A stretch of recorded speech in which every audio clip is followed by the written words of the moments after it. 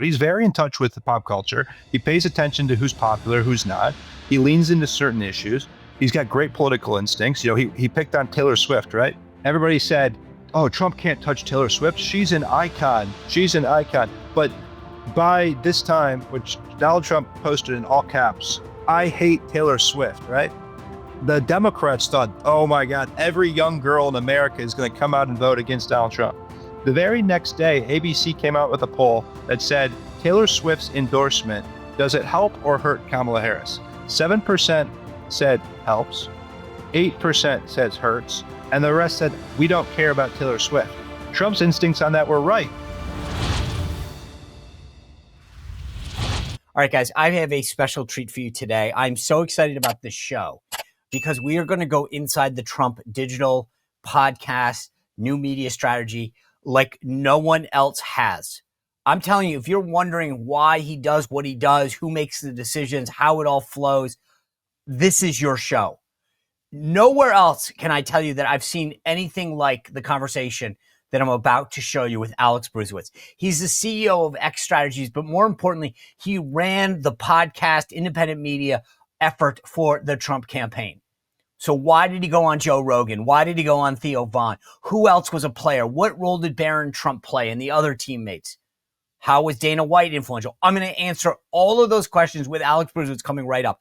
This is a show you are not going to want to miss. It is so unbelievable. I am so excited about this.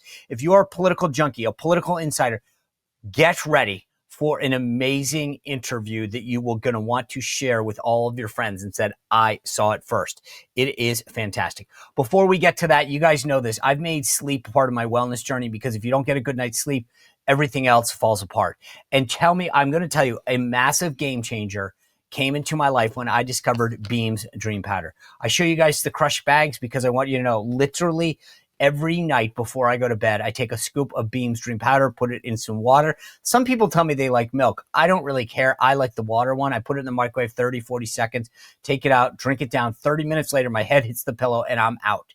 And I wake up refreshed, ready to go. I've tried all this stuff in the past. I know that if you're probably thinking the same stuff. I've tried melatonin, magnesium, right? That's great.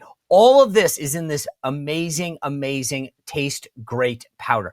I like the cinnamon cocoa. They make a brownie one that's amazing. The peppermint's amazing. The flavors are awesome. I would drink it all day if it didn't put you to sleep, but I'm not kidding. When I take this thing, I need to be 30 minutes right before I go to bed because my head hits the pillow and bye-bye, I'm out. And I love when I wake up feeling like rip roaring to go. But as I said, it's got all those natural things, right? So this isn't a drug or thing, all natural. Reishi, apigenin, L-theanine, the melatonin, the magnesium, all in that drink. It is so good.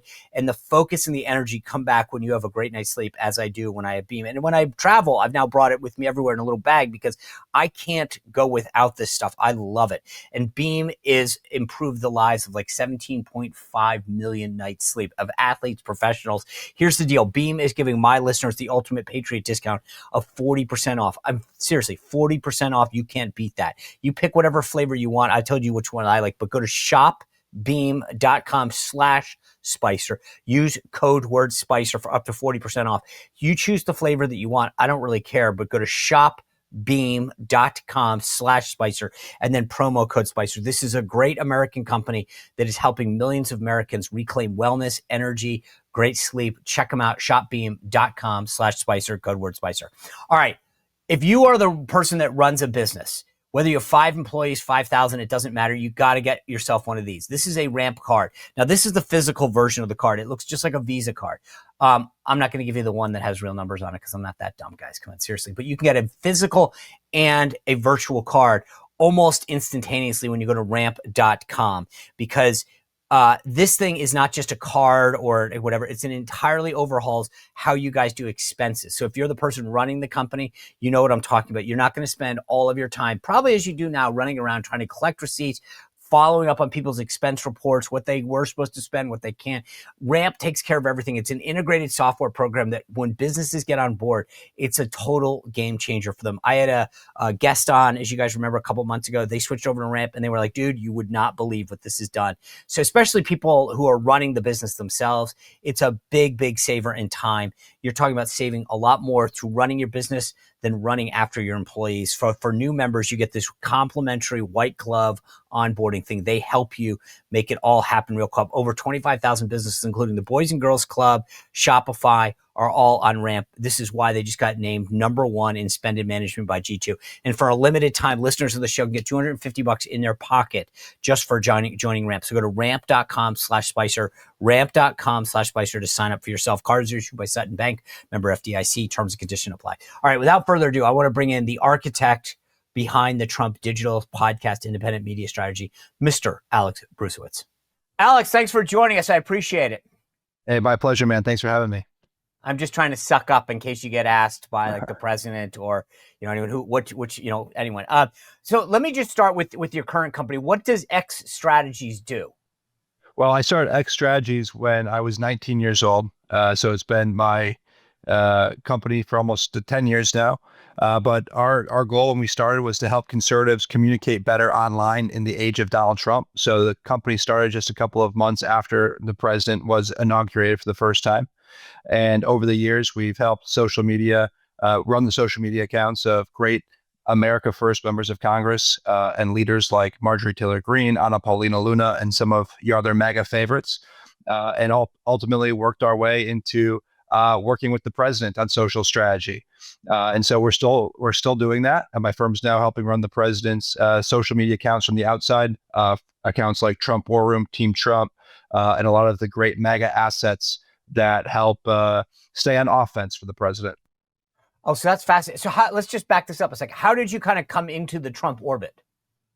Well, it was a long time. It wasn't an overnight thing. Back in the day, I was trying to hustle and get on the radar of guys like Sean Spicer. But wait, was I good to you? Was I nice? Oh God! No, you were nice. You were very nice. But I met you for the first time with a great, crazy guy, fun guy, Michael Gruen.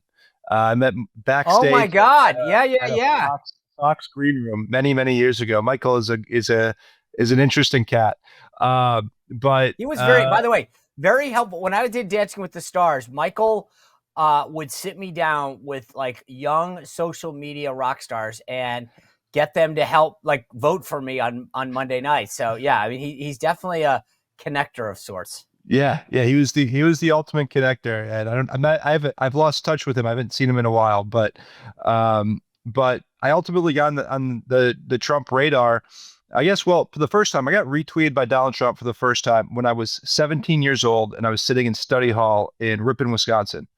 And I tweeted a picture of the sign on Trump Chicago, and I said the sign on Trump Chicago would look just as good on the White House. Trump retweeted me. 2 months later, he's running for president. And so like I was already like a Trump fanboy when I was a senior in high school. And then I became a very like habitual tweeter in support of the president. Started the company when I was 19. And then it took me about 3 or 4 years to really get on the radar of the family. Started working with Donald Trump Jr. In 2021.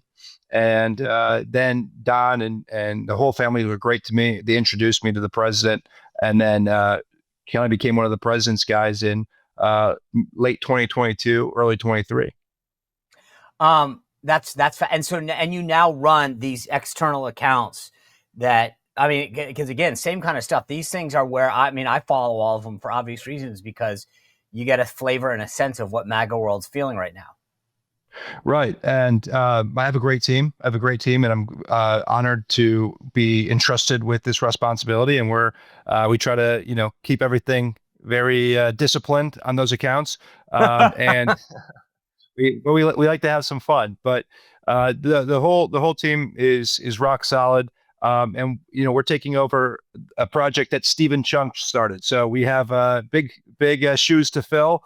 Stephen Chung is our Trump War Room a leader for the longest time, and now he's running comms in the White House. And so, all of these assets, they were owned by the Trump political entities, so they couldn't go into the White House. And so, but they're very powerful accounts. They have millions and millions of followers. And so we realized that we needed to keep those going. And fortunately, Eric and the team asked me to help spearhead that. And so we're doing that, and we're doing great numbers. I mean, just in the month of March on TikTok, We did 152 million views on our Team Trump TikTok account. The Democrats did 41 million views. So we beat the Democrats on TikTok by 110 million views. Instagram, similar numbers. X, it's just a landslide. So we have the best team in the business, and we're gonna keep the foot down on social. So let me just back up a couple steps here. Like, so how do you determine like who you're going to follow on any of these accounts and how much sucking up is involved? Like, are people going, hey, Alex, look at what I tweeted. Can you follow me or can you get this account? Or do they not even realize sometimes that you're the wizard behind the curtain? Well, I think the team is the wizard behind the curtain. I'm just the pretty face of the company. Good answer. Good answer. We have a really great team. But no, we like to be as supportive on these accounts of as we possibly can be to all of our allies. I mean, we have so many great allies who create incredible pieces of content for us each and every day. And we are trying to amplify and share as many pieces of content as we possibly can. We want our allies to know that we see them, we support them, and we're grateful that they're out there supporting us. And so the DMs on those accounts are open. We get a lot of hate messages, actually a lot less than we used to. But, I know that feeling. We also get a lot of love. So if you have stuff that you want us to promote, just flag it and make sure it's good content, okay? All right. Well, good to know.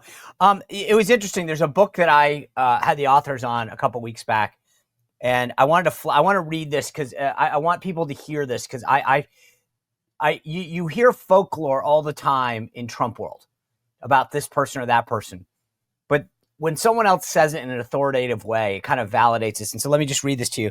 A newcomer to the political arena, Barron Trump played a major behind-the-scenes role in engaging both sets of voters. Over the summer, the MAGA campaign hired Alex Bruesewitz, a political strategist and MAGA-flavored social media warrior who'd been working at the main Trump PAC. He was still getting his feet wet during the Republican National Convention, but quickly turned to pitching ideas for engaging Trump with new audiences. One day, he parked himself on the couch in Alvarez, that's Danielle Alvarez, who was doing comms on the campaign, her office, and made the case for the president to appear with Theo Von, a popular comic whose podcast this past weekend is broadcast in the format on YouTube.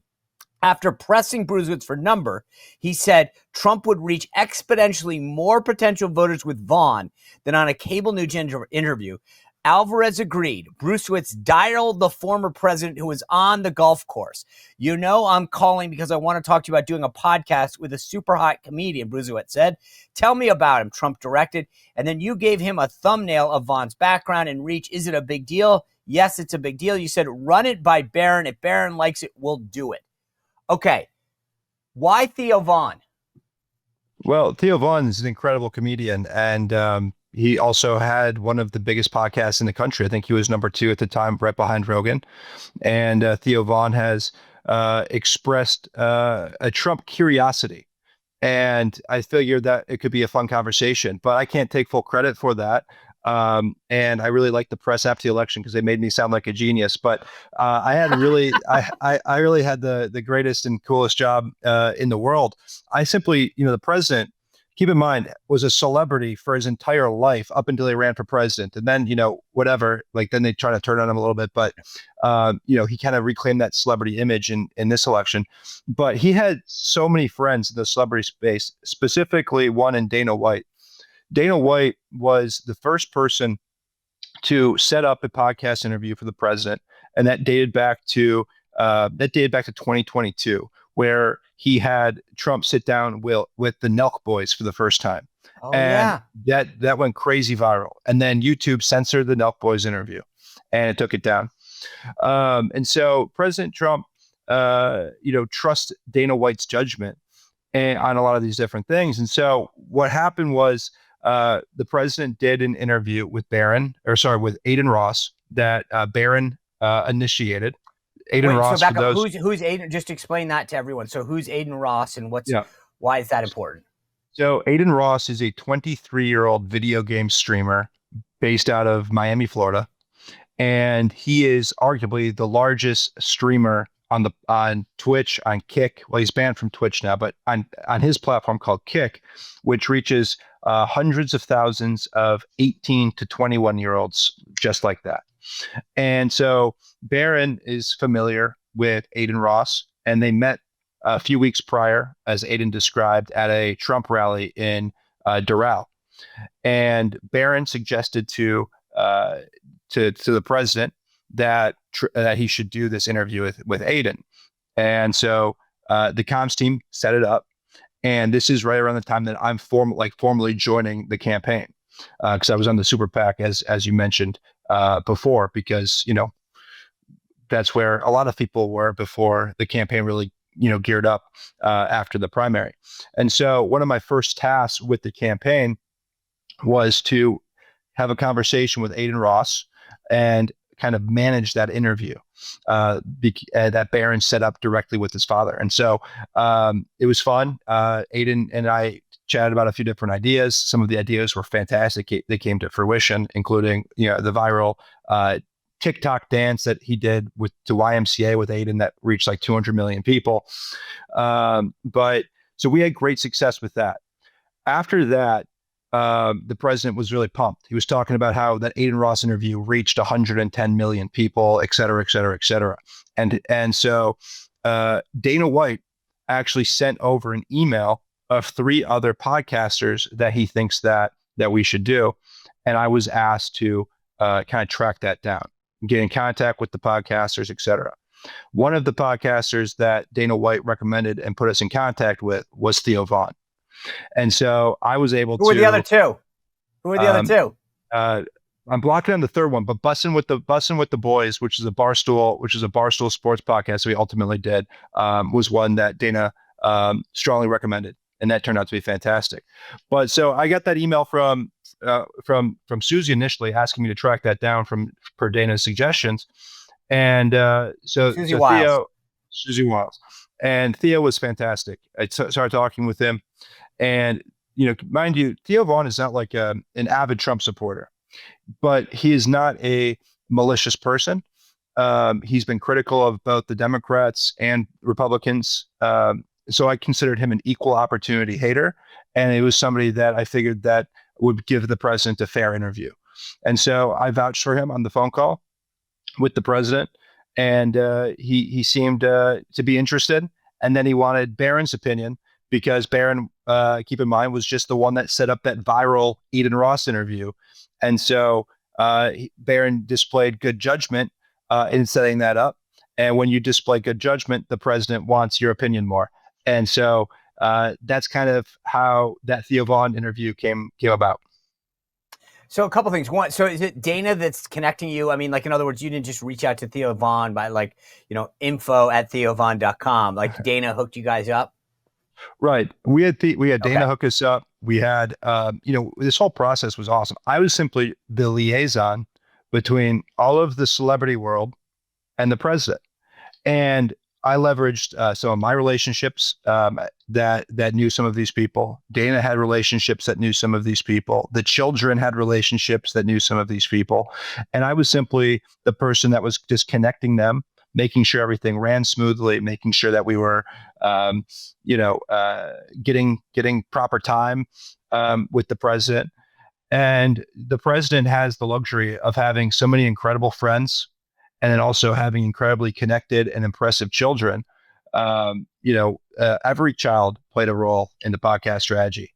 Every child played a role in the social media strategy. Eric Trump, for example, would hop on calls with me and the social media influencers to make sure that they were in support of what we were doing. We're being kept in the loop with what we were doing, and he would hop on these calls for hours on a time and make sure that the influencers knew that the family respected them and appreciate everything that they were doing. And so I had really the greatest role that one could have in that campaign. I'm just so blessed to be a part of it. So I'm thinking back, like, when you're talking about the Theo Vaughn thing, right? So you're vouching for this guy who's an equal opportunity offender. Are you a bit nervous that, like, if this thing goes sideways, the president of the United States is going to ream me out? No, I mean, I've developed a good relationship with the president over the years, and and the president, I think there's a misconception about the president's leadership style, and and so I also made it very clear that Theo Von is a comedian, that he has a unique style, and that it's going to be a lot different than any other interview you've ever done before. And he understood that, and so when he went in there and he created some of the most incredible meme moments, maybe in political history, in that interview. In particular, the clip of Theo Von educating President Trump on the effects of cocaine. Everywhere I go post-election, everybody is telling Alex, that is the greatest clip in the history of political campaigning.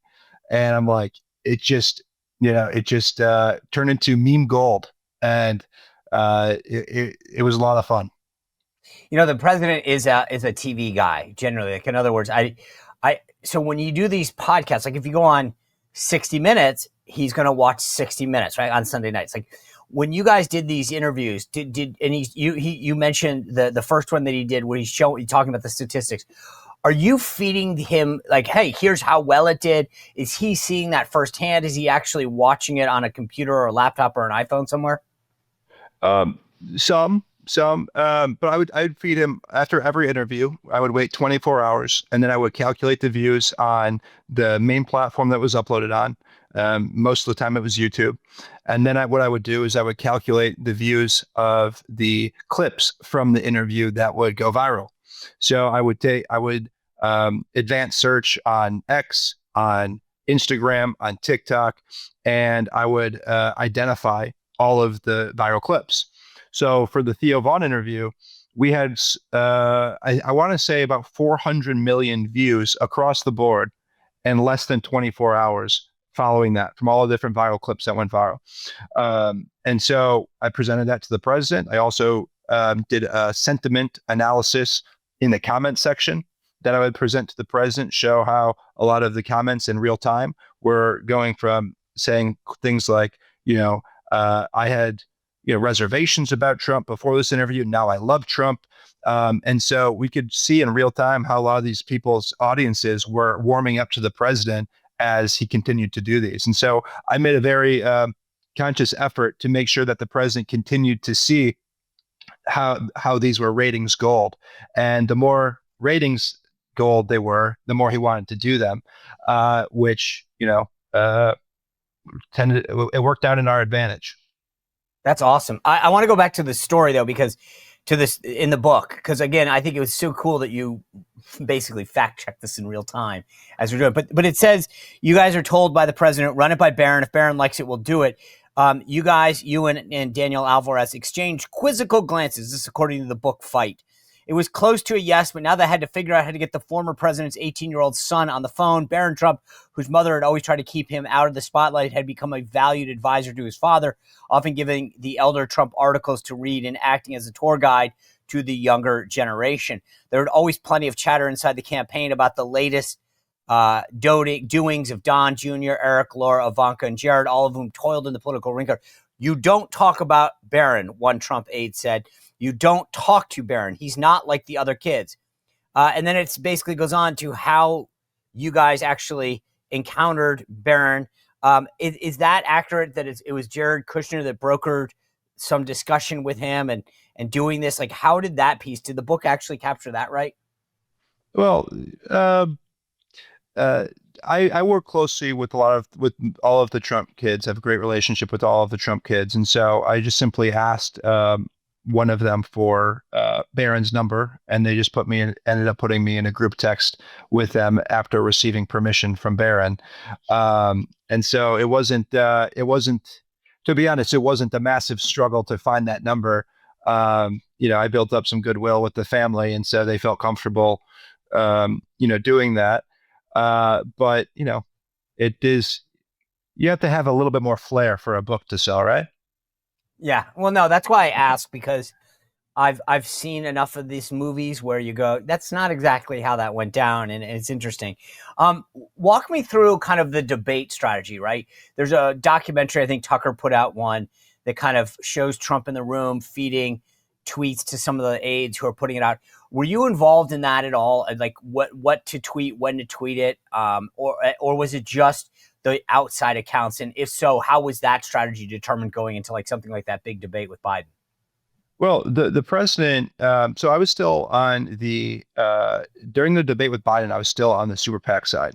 So I was not involved in any of those discussions. Uh, you know, for that part for that debate. So I can't speak on that.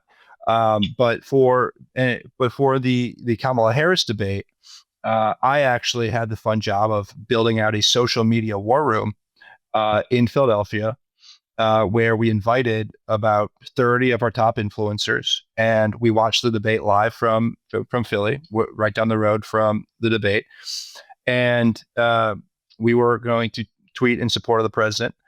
And the president, about 2 minutes before he went on stage, decided to FaceTime me, and so I answered the FaceTime, and it's the president, and he said he wants to say hi to all of the influencers.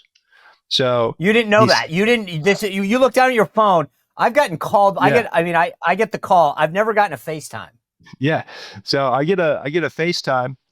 And so the president pops on, he goes, and I literally look at my clock. It's like 8:58 p.m. He's going on stage in 2 minutes.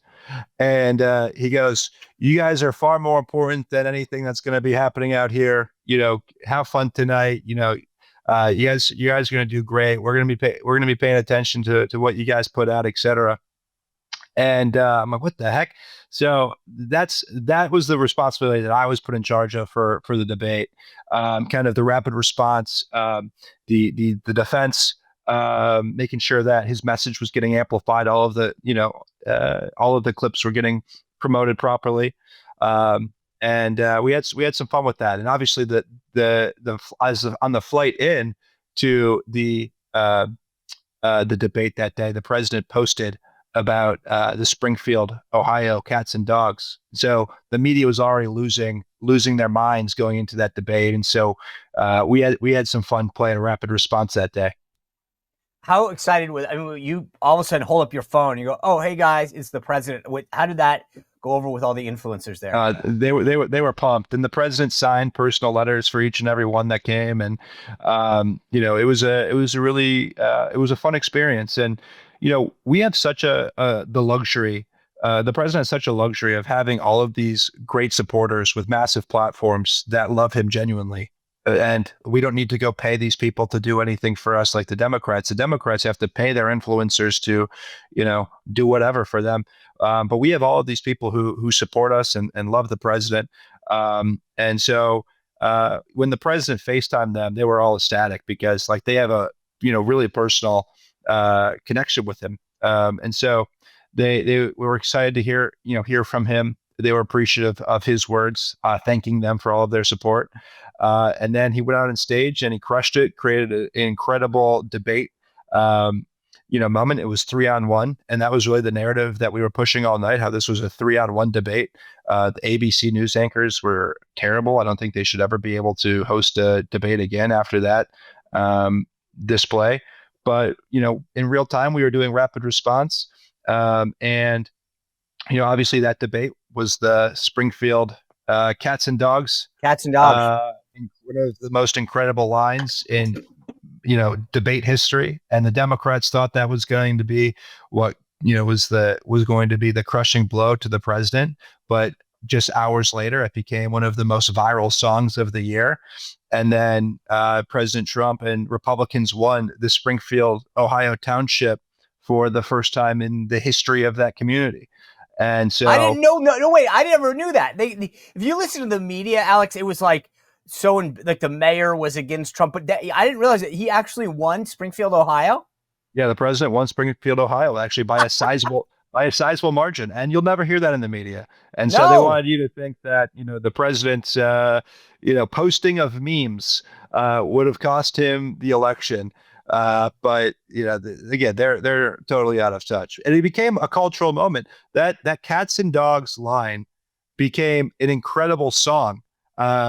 And they're eating the cats, they're eating the dogs, they're eating the pets. So that went crazy viral on TikTok, and I think it was totally unintentional that he said it in that rhythm, and then it just went crazy. But And Uh, did you jump on that? Like, did you know at that moment you're like, we got to amplify this? This is huge. well, I was absolutely amplifying that song. That was an incredible song. But the Democrats were trying to make that the massive, like the crushing blow to the president, but everybody else in the world was having fun with it. And the Democrats just came across as so angry, and Republicans came across as a little bit more fun. And fun plays Yeah. better on social media. Yes, I will agree with you. But this is so there's two pieces to this that I think are fascinating. Number one, you point out like if you listen to the media, whatever, Democrats have their A game on and all these people, and you're right, that's not what the reality is. Like they pay for their social media influencers.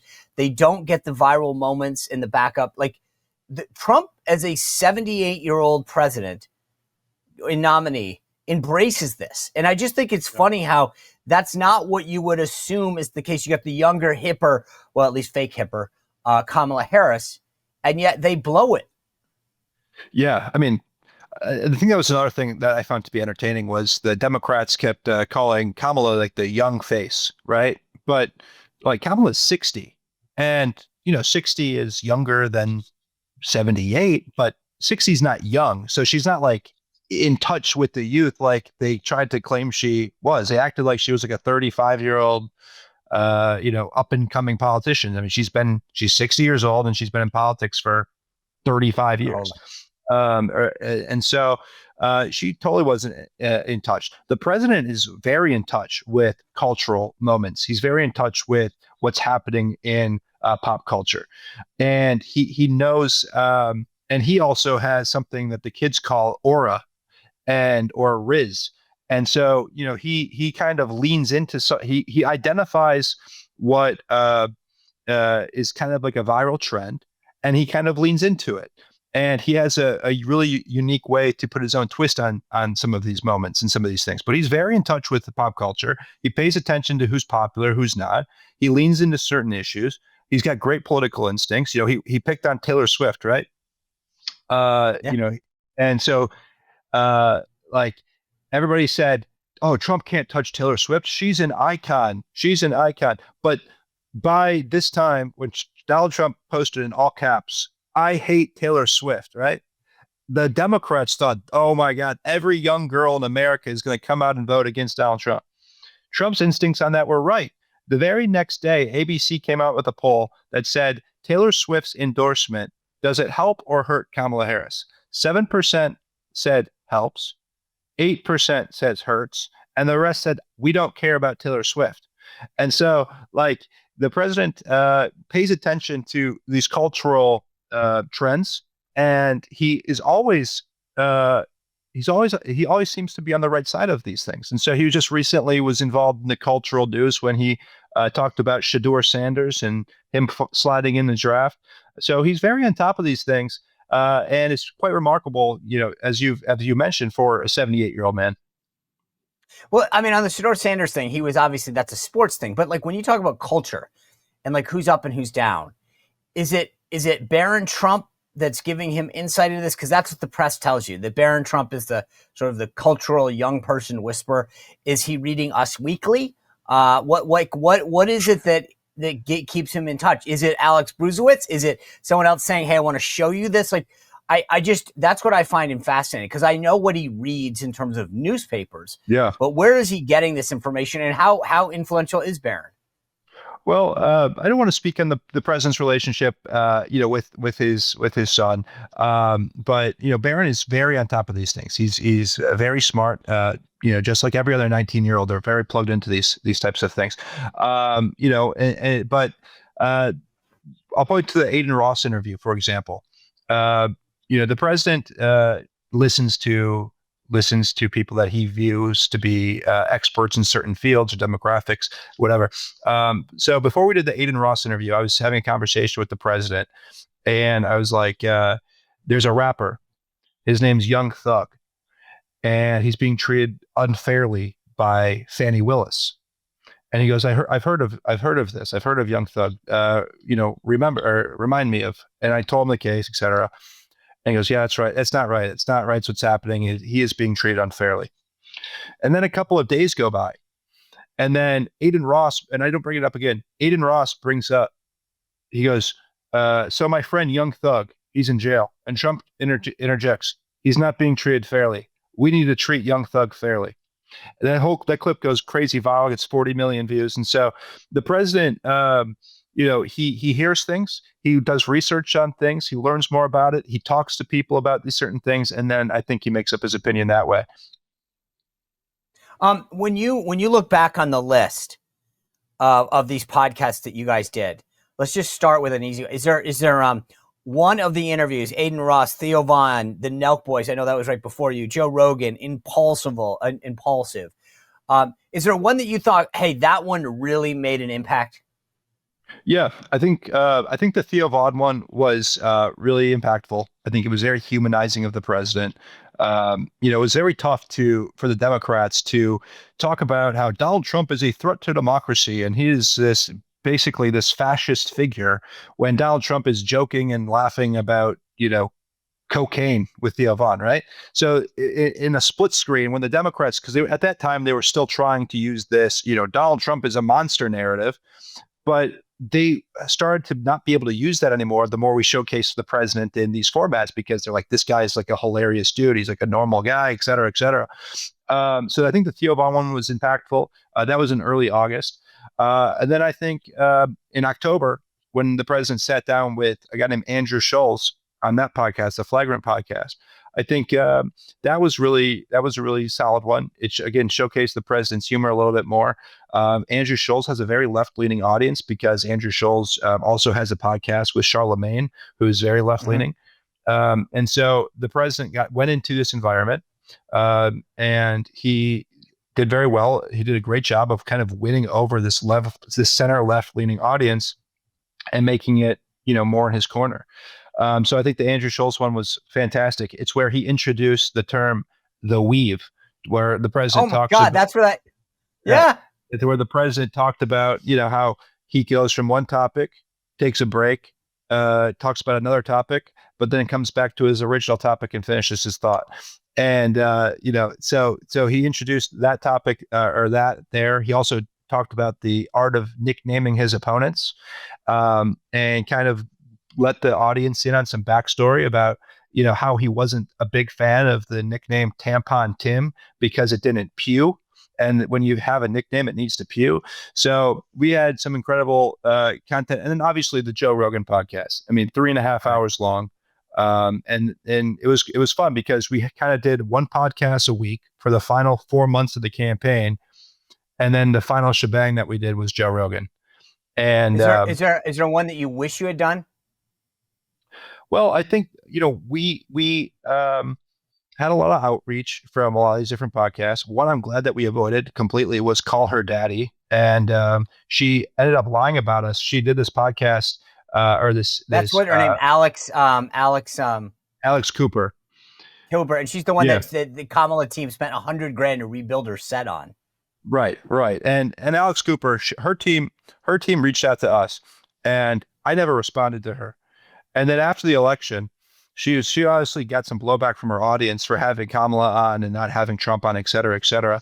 And so after the election, she did a sit-down interview with New York Times, and she said, we had conversations with Donald Trump's team about making this happen. That conversation never took place. So we never had a conversation with her. We never entertained it because, she would have been very hostile. Like we went into interviews and this is another thing I find to be hilarious, is how the media has covered the podcast circuit we went on as this right-wing manosphere. All of these people at one point or another were critical of President Trump in that same year, in that same calendar year. And most of these people were Democrat voters in 2016 and 2020. And so we were open to doing interviews that we knew were not going to be 100% friendly, but I was never going to put the president in a situation where the interview was going to be 100% hostile. And Alex Cooper would have been 100% hostile. She's not an equal opportunity critic. She only, she's had podcasts over the years where she's very nasty towards the president. No podcast at all being remotely critical of the Democrats. And so that would have been very foolish to put the president on that one. And so we decided not to. I didn't even respond to the lady. And then she goes and says that she had a Zoom call with me, and I've never talked to this person in my life. Oh, so it wasn't even like Team Trump. It was I had a call with Alex Bruesewitz. No, she said Team Trump. Yeah. Okay, but you know that there's no one else to talk to her. There would be nobody else that was spearheading that lane on our team. Right. Okay. That's fascinating. All right. Well, this is great to know. Is there another female that you were considering that you would have done? Well, we had a really awesome, we were very, I guess, male top heavy in the podcast space, but the entire podcast industry is very dominated by male voices. It's just the way it is. But we did have a really fun meetup with two girls. They have a podcast called Girls Gone Bible. And they were at that Trump rally. I did not. I met them I saw them. I didn't meet them at the Trump rally during the inauguration. They are fantastic. Yep. They are fantastic, and they have a massive platform, and they do these live shows all across the country where they get 500 to 1,000 young girls that come and listen to them talk about how, their life has led them to find Jesus. And they're very passionate and impactful speakers. And I invited them to meet the president in October in Las Vegas. And they came and they prayed over the president, and they made a TikTok video went incredibly viral of that moment. Would have loved to had the president sit down more formally with them. But I'm glad that we got to do that TikTok. But go ahead. No, I was just going to say, how do you rate how the White House is continuing this effort in terms of influencers and podcasters? Well, it's a lot different. But they're doing a great job. The president is very focused on presidential duties right now. And so he hasn't done any sit-down interviews with podcasters since taking office. But he, has been very welcoming to, celebrity personalities coming to the Oval Office. For example, I was recently there with actor Vince Vaughn, and we had a great day with Vince and the president. I recently went golfing with Saquon Barkley, Eagles running back Saquon Barkley, and the president, and we spent all day with him, and we got great press out of that.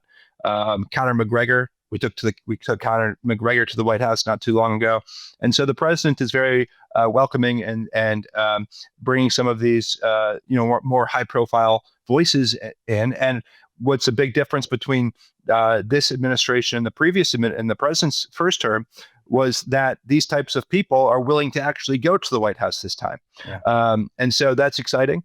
But as far as the team's going, like Taylor Budowich, one of the smartest guys that I know, he's one of the best guys that I know as well. He's been very supportive of me in my career.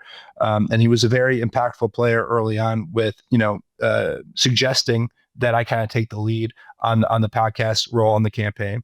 But he's a brilliant person running comms over there. Stephen Chung is also one of the smartest and best guys that I've ever worked with. Like, the guy is hilarious.